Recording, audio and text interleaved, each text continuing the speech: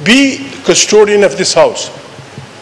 مسلم لیگی آپ تھے، جو بھی تھا، آپ کا جو رویہ ہے جناب اسپیکر یہ ہم کو ڈبو رہا ہے. آپ کے متعلق کبھی کبھی میرا لہجہ سخت ہو جاتا ہے، یا شہباز بھائی کے متعلق میری نہ آپ سے کوئی پرخاش خدا نخواستہ یہ دشمنی ہے، نہ شہباز بھائی سے نہ کسی اور ساتھی سے.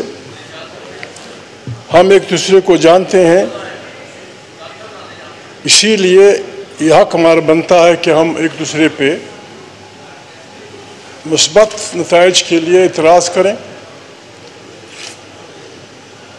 جناب راجہ صاحب نے جو باتیں بین السطور کی، وہی وجوہات ہے کہ پاکستان آج اتنا کمزور خدا نخواستہ ہو گیا ہے. عرب دنیا میں پہلا بحران تب بنا جب نیئر سپیس کی ملکیت کا اعلان مصر نے کیا. تمام دنیا حملہ آور ہوئی، سب سے کمزور سٹینڈ پاکستان کا تھا. آج فلسطین پہ جو بربادی آ رہی ہے، جس طرح راجہ صاحب نے کہا، ہمارا ریئیکشن سب سے نرم، سب سے بے ضرر اور سب سے کمزور ہے. اس کی وجوہات کیا ہیں جناب اسپیکر؟ اس کی وجوہات یہ ہیں، میں ریکویسٹ کرتا ہوں آپ سے، انٹرو یو شہباز بھائی سے، اب بھی موقع ہے جناب اسپیکر، خدا کے لیے اس ملک پہ ہم سب رحم کریں. آئیں اس ملک کو آئین کے مطابق چلائیں.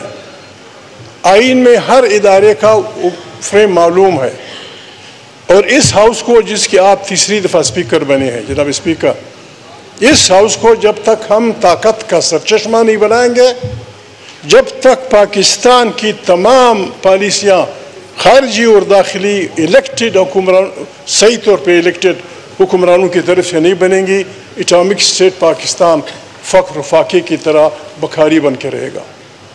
فار گاڈ سیک جناب اسپیکر، یہ جو بے ضرر قسم کا ہم لوگوں نے پیش کیا، یا 16th اسمبلی کا جو پہلا سیشن تھا، اس وقت ہزاروں فلسطینی شہید ہوئے تھے.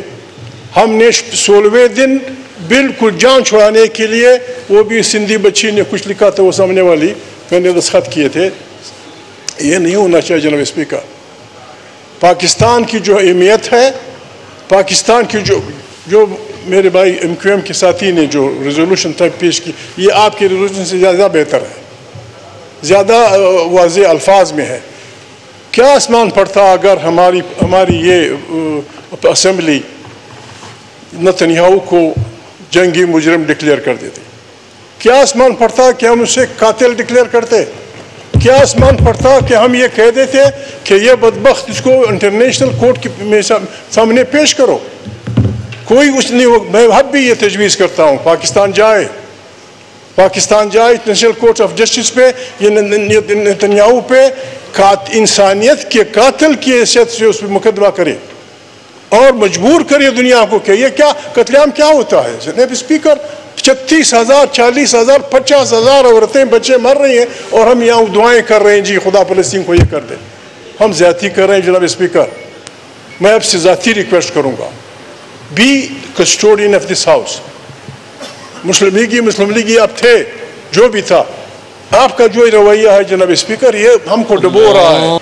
جناب اسپیکر، ہمارا ملک ہماری بدعملیوں کی وجہ سے، ہمارا ملک ہماری بدعملیوں کی وجہ سے بحران میں ہے. اس میں ہم سب شامل ہیں، فوجیوں سے لے کر مجھ تک ہم سب شامل ہیں. ہم نے اس ملک کے بالکل برباد کر دیا ہے. اس کا علاج یہ ہے کہ ہمیں توبہ کرنی ہوگی. جناب اسپیکر، ہمارا مانیٹر صاحب جی. جناب اسپیکر، یہاں دکھ کی بات ہے، آپ بیٹھے تھے، شہباز بھائی بیٹھا تھا. اس اسمبلی میں ہم نے ایجنسیوں کو یہ اجازت دے دی کہ آپ کسی کا ٹیلی فون ٹیپ کر سکتے ہیں. the hell with it. اور پھر ٹھیک ہے، ان کی کوئی ایجنسی نہیں چھوڑتی. MI6 کرتی ہے یہ کام، موساد کرتا ہے، KGB کرتی، فلانا کرتی ہے، لیکن عدالتوں کا راستہ کھلا ہوتا ہے. یہاں آپ نے کسی کو بولنے بھی نہیں دیا. پرسوں یہاں 50 آدمی مارے گئے. اس ہاؤس کو کم سے کم اسے بحث کرنا چاہتے ہیں سارا دن. 40 آدمی 1 منٹ میں. غریب مار دیے گئے, فاتحہ بھی نہیں ہوئی. جناب اسپیکر, اس ملک پہ رحم کریں. میں آپ کے ساتھ لڑتا رہوں گا, اوپر بھی باہر بھی وہ بھی. جناب speaker, be the custodian of this house, make this house sovereign house, جو پاکستان کی پالیسیاں بنائیں. ہمارے فوجی زندہ باد, وہ اپنے فریم میں رہیں. ورنہ جناب ہم اتنے ملک, یہ حال لوگ آج ساری دنیا میں, ایران نے یہ کمال کیا, آیت اللہ سب سے بڑے آدمی نے ان کی جنازہ نہ پڑھائی. آج لبنان سے راکٹ باری ہو رہی ہے, پھر ہر جگہ دھواں ہے, بربادی ہے. ہماری طرف سے بے ضرر قسم کا ریزولوشن, یہ کافی نہیں جناب اسپیکر, یہ کافی نہیں ہے. God bless you, thank you very much.